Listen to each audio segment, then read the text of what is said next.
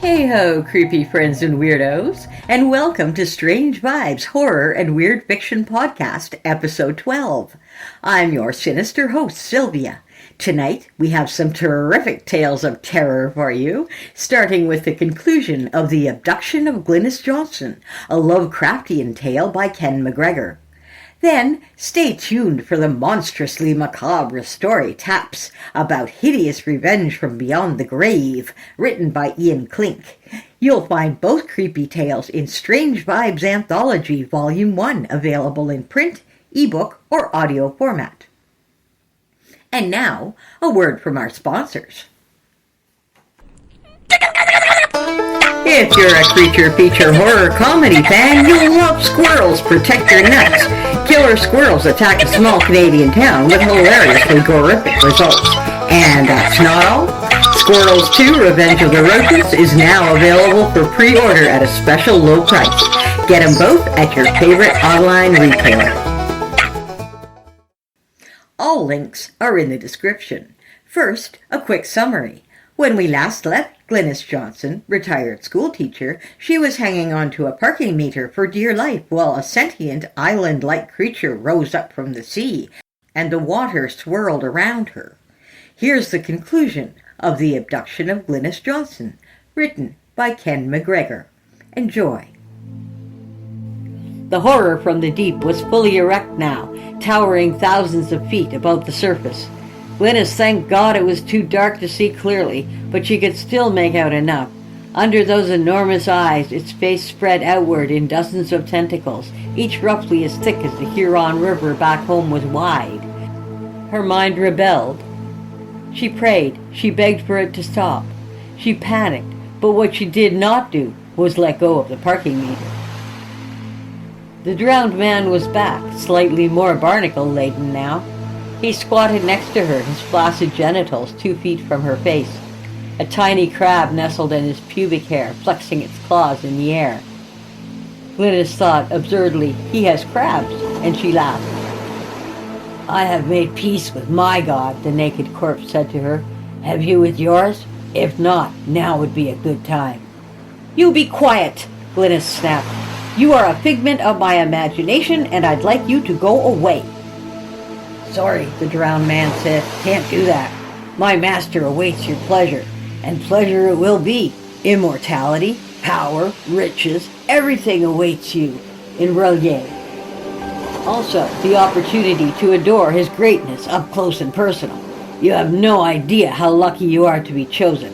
I'd give up any 2 limbs to be you." "Go ahead," Glynnis smiled. "I won't stop you." "I admire your spirit. Like a Viking dying with a joke on your lips. His immensity will like you, I'm sure." "Please tell your God," Glynnis said, "that I am not interested. I retired to Florida so I could have peace and quiet, and no longer put up with white cold in the air and black ice on the roads. I have taught 3rd graders for 47 years, and I can tell you with authority that not only are they more frightening than you, but they frequently smell worse. I am not an easily intimidated woman, sir, and I will not be led off to a watery grave with some enormous being out of some perverse mythology. Not quietly, anyway. I intend to fight for my life and my freedom until I have lost every shred of both, along with my dignity if necessary. I will go down kicking, and I will take you with me. So, Mr. Bloated Corpse, you go ahead and give it your best shot, because I do not fear you or your kaiju." The dead man just stared at her for several seconds. Then he grinned and clapped his hands, lauding Glynnis with damp applause. "That," he said, "was a lovely speech. Moving, heartfelt, and filled with righteous indignation. Brava, good lady, brava! And were I the compassionate sort, whose conscience could override the directive of his God, I would surely let you go. But I'm not." And with that, he pried her hands loose from the meter, as if they were cooked pasta, and carried Glynnis into the sea. True to her word, she fought as hard as she could, but never had a chance. As her breath ran out, she panicked, but when her lungs filled with water, she found not only could she breathe, but her ribs no longer hurt. In fact, she felt none of the usual aches and discomforts that come with age. She was completely pain-free for the first time in years. Well, Glynnis thought, I must be dead. That's all right then. Then she noticed he was being led deeper into the ocean by the drowning victim. She looked at him. He was smiling to himself, a man happy to be going home. He caught her eye. It's nice, huh? He said. Quiet down here. I love it. Glynnis had to nod. It was pleasant to be away from the cars and planes and TVs and chatter. They walked on in surprisingly companionable silence. Glynnis was no longer afraid. She knew she was either mad or dead, so was prepared for anything. She still had no idea why she was here or what to expect, but physically, she felt better than she had in years, and she approached the disturbing, chaotic architecture of Relier with something resembling optimism. We wish Glynnis well as she goes off into this fantastic new world. Next, we feature a post-war story of horror as Hank discovers, to his chagrin, he may have made a fatal error in his greed for cash and lust, and death is not the end. Taps. Written by Ian Klink. Tap, tap, tap. As Hank drove into the parking lot after leaving the arms of his best friend Eddie's wife, he could not stop thinking of how his friend tapped his cigarette lighter. Eddie probably tapped the lighter 3 times on the steering wheel as his Buick Super ran off the country road on Aurora Boulevard. Hank popped the gear, and as he looked through the windshield at Willis's diner in all its metallic glory, he could smell Cynthia on his clothes. Although he didn't mind it when they made love, he hated smelling her perfume on his clothes. It was never so thick others noticed, but he could, here and there, if he was still. It was the idea of having remnants of his conquest, but the fear of getting caught. He worked closely with Eddie on the assembly line, and even though the stench of welded metal was permanently cinched on their nostrils, the possibility weighed heavy. Memories sometimes were sharp as knives. 3 taps. Slowly, smoothly, graciously. Even in the shadows of the night above Santa Thomas Island as they waited to march toward their guaranteed deaths, Eddie would always tap the cigarettes 3 times. Or at least it did, he said to himself, leaning back in the chair to take a deep breath. He felt the need to look around as if the cops would pull up to arrest him, but deep in his brain he knew it would not be the case. He made sure the plan was perfect. It had been only a few days since he softly slit Eddie's brake line with a rock, knowing it would look like an accident. Worth $4,000, he said, the corners of his mouth cracking. Just an hour ago, he was a poor man living a poor man's life. Now he was a rich man, or he would be when he figured out how to take the money from Cynthia. It would be hard, but things in life were hard for Hank. It was hard to hear Eddie had crashed into a tree, flung through the windshield toward his death as his face smashed his skull in. It was harder knowing it was Hank himself who slit the brake line. It was the hardest hearing the news lying next to Eddie's wife Cynthia, the bed soiled from their sinful passion, celebrating deeds consummated upon that evening. As he sat in a car with a crummy heater, Hank remembered Cynthia rolling over, her ravishing frame perfectly covered by the worn sheets, stained with cigarette ash and their love. It's done, he told her, taking a long drag from his cigarette. As the smoke waltzed above the bed, she scrunched her eyes, pulling the sheets up as she sat. The moon shone on half her face, making her look like a scared cat. He appreciated the sweet, innocent look as she bit her lower lip and tried everything to avoid his eyes, pulling the sheets tight against her beautifully firm bosom. He noticed the couple leaving the diner and felt sorry for Cynthia. She was worth it in a way. Maybe not the best girl he ever was with, but certainly he'd had worse, and she could not have had anybody worse than Eddie for a husband. The face he saw in the moonlight, that innocent face no one could blame for the adultery of her heart. Soon she would be on the island with him, living carefree. No more getting hit, no more dead-end streets. Tap. Hank spun his head so fast to the back seat he cracked his neck, and did it ever hurt? "God damn it!" he screamed, holding his neck with one hand and smacking the wheel with the other. He tried to crack it more, thinking it would help, but without much luck. Get a grip, man, he whispered, thinking it was just noise from a passing car. He sighed again and rubbed his stiff neck as he headed toward the diner. The open sign tapped against the glass entrance door as he walked in, and a warm gust of used food smell bathed his face. "Sit wherever, darling," the waitress said, blowing the unkempt hair from her forehead as she walked past him holding a few plates. "Thanks, Janet." He still rubbed his neck and looked around. At such a late hour, it was slim pickings for the highlights of life at Willis Diner. Janet set down a plate for the only customer, a heavier, balding man, probably heading to a late-night construction job. He walked down toward an empty booth a few back from the construction worker, took off his coat and threw it in the booth. The cook looked through the empty window and nodded at Hank. Hank nodded as best he could and sat down. He finally got a crack out of the neck with a bit of pain and yelped louder than he intended. Janet walked by just then. "You okay, sweetheart?" He looked up at her and was about to speak when he heard it. Tap. "What's the matter?" she asked. Hank was speechless. He spun his whole body around to look at the booth behind him, where there was no one. "Did you hear that?"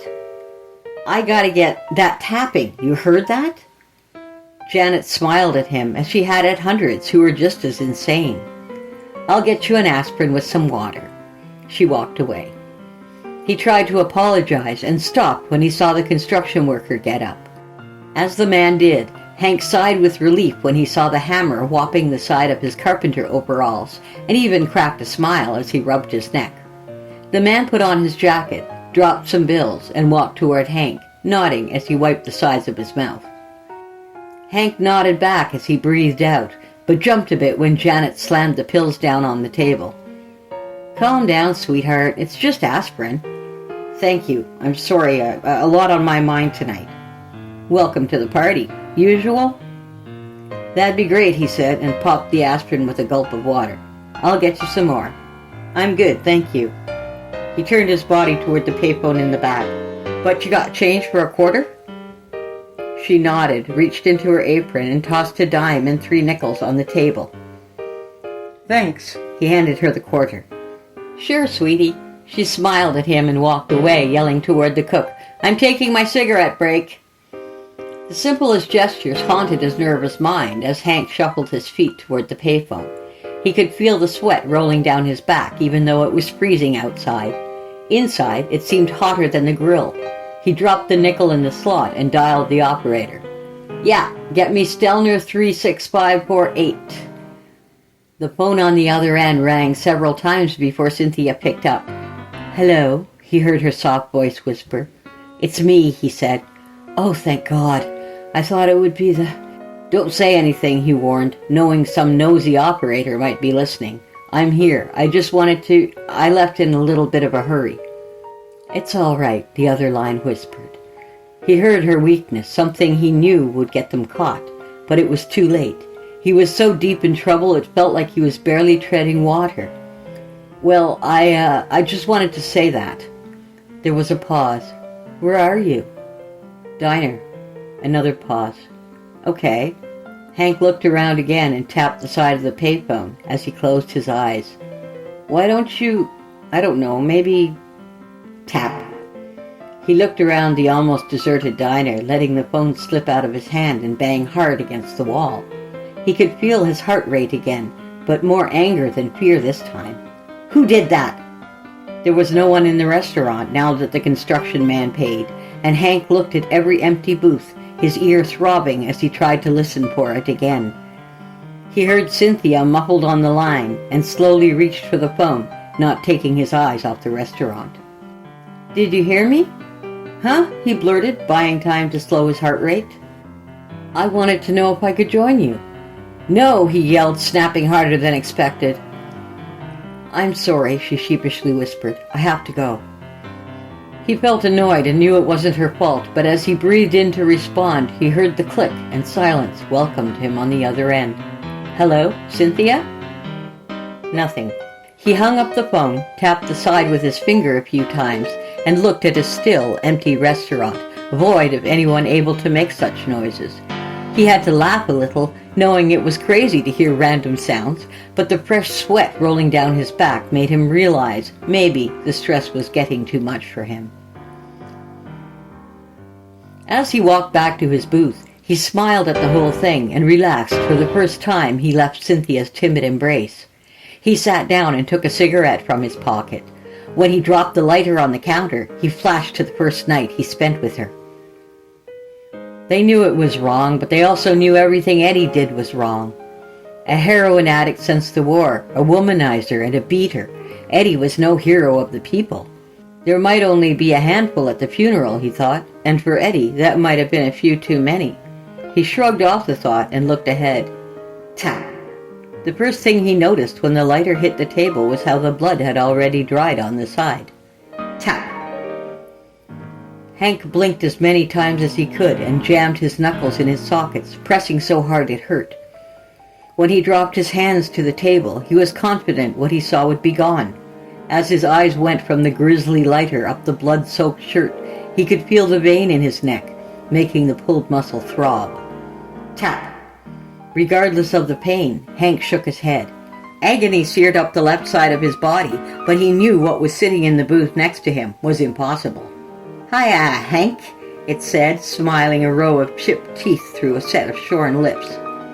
Jesus Christ, Hank screamed and pushed back so hard his booth moved. Nope, just little old Eddie, it said, dropping some flesh on the tabletop from its cheeks. Tap. Don't, Hank whispered. It smiled. Tap. Please, he softly begged. Tap. Hank pushed back again and stood up. He was hypnotized by the sight of his late friend. He had a role in making Eddie look so vile and detestable.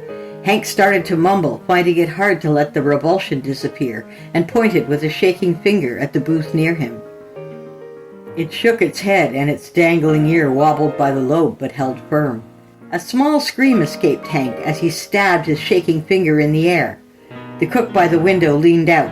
What's going on there? Hank's gaze never left the man he had murdered only a few hours ago. The cook shook his head and walked away from the window. Just you and me, Eddie spoke. I'm dreaming, Hank whispered. No, sir, it's me in the flesh. It paused. Or what used to be flesh, I guess. Hank's chest heaved as his knees wanted to buckle. If you faint, I won't be able to catch you, hanky-panky, so you might want to sit back down. Overcome with weakness, Hank obliged his deceased friend and slammed hard back down into the booth. Tap. That's better, it said. Tap. Some of the dried blood flicked off the pack. Hank felt weird as the world swirled in front of his eyes. He let his head fall forward, but the stretched muscle snapped him back with a sharp sting, and he yelled. Tap. That had to hurt, it said, rubbing the swollen, chunked-out skin on its neck.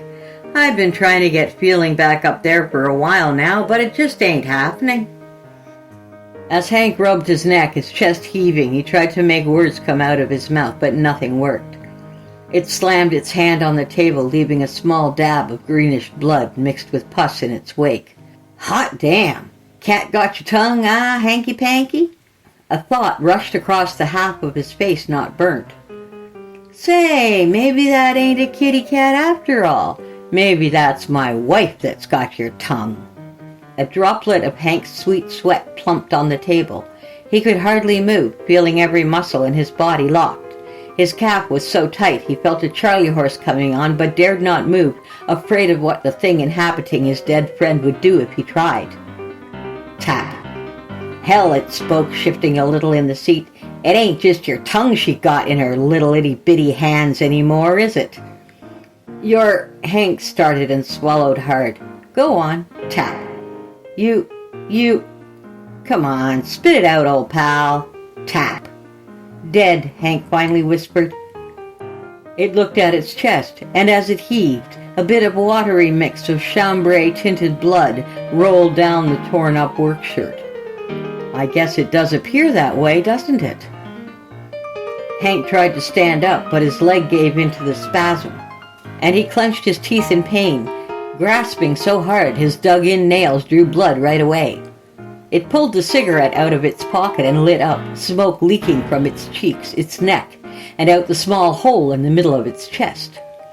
Still feeling the pain, rubbing the locked muscle, Hank never felt the urge to scream more than at this very moment, seeing the smoke slither out of the hollowed-out flesh cave. It smiled. Tap. The scream rose in his throat, even though Hank swallowed it down, hoping the pain would disappear like the smoke above their heads. I got a bone to pick with you, Hanky-Panky. Tap. It slowly cranked its head to the side, and Hank could see a few vertebrae snap back into place as it cracked Eddie's neck. It lifted a hand to rub its neck, and the lighter flicked the loose dangling earlobe. That feels a whole hell of a lot better. Tap. Hank bolted back so hard it cracked his back, the pain rising in his weak body. It pointed its bloody fingers at Hank. Sit there and shut up, Hanky-Panky. We need to talk, and that cook is about to beat the ever-loving shit out of you. I can't say I won't enjoy it, just an itty little bit, it laughed, pinching its meatless fingers together. Hank clenched his eyes shut and muttered, "Go away." It snorted a good laugh and coughed up something that leaked from the side of its mouth. "I did just that, Hanky-Panky. I went away. And you want to know the worst part?" it asked, dragging a long puff that ate away half the cigarette. The ashes lingered for a moment before falling into its lap. It ain't what they say it is, up or down. It stood up, and a giant shard of glass sticking out of its thigh snapped as it knocked against the end of the table. "It's just a small little room." It held its hands up and mimed a small box. "Just yay by yay with no windows, no light, no furniture. Just a voice bouncing through your skull like a jackhammer." "You know whose voice it is?" Hank shook his head. "I don't know either, but every word makes your teeth bleed, your ears ring, and your bowels explode." It rolled its blasted vessel eyes in its head and held out its arms. Blood began to stream from any place it could in its mangled body, dripping onto the floor. It spoke over and over and over and over and over and over until I tried to rip out my veins. It held out Eddie's arms, and from the wrists up to the elbow were loose veins dripping out the side of chunked skin. But you know what, Hanky-Panky? It didn't work. I still heard it for a millennium. "You just died." It opened its eyes. "I've died 1,000 times in my little box, and that's the trouble with death. You can only do it once. The other times are just for their fun." Hank smacked his hands on his head. No, not real, not real." "This isn't real?" Hank looked up as it ripped off the burnt half of Eddie's face, a blood-painted skull beneath. Hank stumbled out of the booth, but his leg got caught on the edge, and he fell to the ground, smacking his temple on the cracked linoleum. "Shoo, that's gotta hurt," it said, gurgling deep in its mangled throat. The cook burst through the swinging doors to the kitchen. "What the hell is going on? You okay?" Hank rubbed his gash and looked at the cook. "You see him?" "See what?" the cook furiously cried. "The dead man." "I think it's time you leave, pal." "He's right there," Hank yelled, pointing behind him. "It's no good, remember," it reminded him. "You see him, right?"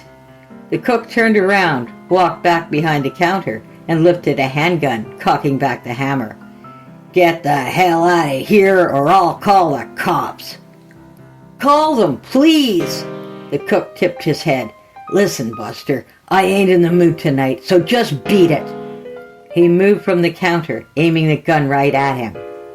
"Just head on out. Meal's free." "Why can't you see him?" Hank shook his head in disbelief, and his mouth dropped when he turned to speak to it. Whatever it was disappeared, leaving only a circular pattern of blood on the tabletop. Hank spun to the cook. He started to say, "But he was..." and his blood froze.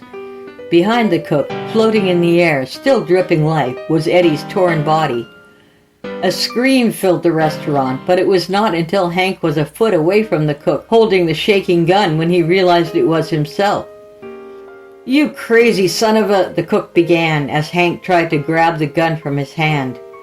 It smiled and brought the lighter down to the top of the cash register. Tap. The cook and Hank began to dance in circles, Hank desperate to get the gun, and the cook desperate to save his own life. "Janet!" the cook yelled. She came from the kitchen door, still bundled in her coat. "What's going—" The gun fired and ripped the left side of her skull away, and she fell back through the swinging doors, drenched in a cascade of blood and brains. Tap. They didn't even notice her death, fighting with each other. The cook finally forced his heavier body toward Hank, and they tripped, falling like a mighty tree. As they landed, the cook pulled the trigger and felt the bullet come out the other side of his chest before some of his heart landed at the base of one of the counter chairs. Tap. Hank stood up, yanked the gun out of the dead man's hand, and without aiming, fired around where it had been. Nothing was there again. Hank stood in disbelief as his chest felt like it would burst from his body. He slowly lowered the gun by his side, still shaking in his tight fingers. He looked at the cook's bleeding chest, and then at the pieces of Janet's brain, slipping down the door. Tap. He heard the sound coming from behind, and knew it was near the door to the diner. It started to laugh. Tears welled in his eyes. "I'm sorry, Eddie." "No need to be sorry, but it's not my turn to go, hanky-panky." "Yes, it is," Hank whispered and spun around. There it stood in front of the door, grinning with Eddie's wretched smile. Tap. Hank cocked back the hammer, aimed, and pulled the trigger. Before the bullet left the chamber, it disappeared again, leaving a cloud of smoke behind, but through the smoke, Hank had only a fraction of a second to see Cynthia reaching for the door of the diner. "No!" The bullet shattered the glass and her beautiful face. The sheer force of the impact made her fall back, and when she landed on the cold cement, the snap of her neck could be heard through the diner. Then there was silence for a while. Lost and scared, Hank fell to his knees, crying tears on the heated metal in his hand. In the far-off distance, he heard the sound of sirens and raised the gun to his temple, but before he pulled the trigger, he heard for the last time in his life, tap. Of course, you can read these bizarre tales and more in Strange Vibes Weird Fiction Anthology Volume 1. We're now approaching the launch date of Strange Vibes Weird Fiction Anthology Volume 2 on July 1st, packed with weird, uncanny, macabre, and darkly comedic stories by talented authors from around the globe.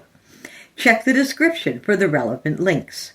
In celebration of our upcoming launch, next week's podcast features a special treat, a story by E.J. Leroy from Volume 2 about a young Frenchman who must escape his circumstances in 1686 Barbados. We'll also tease your ears with Line 54 Horror, a journey through terror written by Norman Goodman. Here's a little taste. Line 54 Horror, written by Norman Goodman.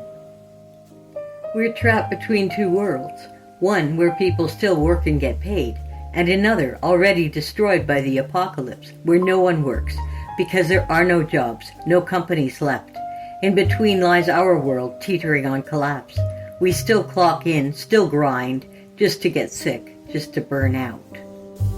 Those were the words my friend Max sometimes spoke before disappearing. In the months leading up to it, he'd lose the thread of conversation, growl, or mutter dark, cryptic sentences. Were these the first signs of the disease? I could only agree with him. The survivors of some imagined post-apocalypse would at least be freed from that numbing, dehumanizing duty to go to work and suffer their bosses. If the world destroyed by fire was hell, ours was purgatory. I wasn't sure we had the better deal. Such unhelpful thoughts haunted me the night it happened. The commute that changed my life. I was on my way home from work, one of those dull boilerplate jobs at a gun factory I won't bore you with. Every day I went in depressed and came back. Ever since I'd replaced Max on the line, the others had been giving me suspicious looks. I ignored it. That evening, though, the shift ran an hour longer due to production demands. The supervisor was tense and vented his anger on us, the manual workers. Tune in next week for more of Line 54. 4. I hope you enjoyed tonight's odious offerings. See you next week, and until then, my friends, stay strange.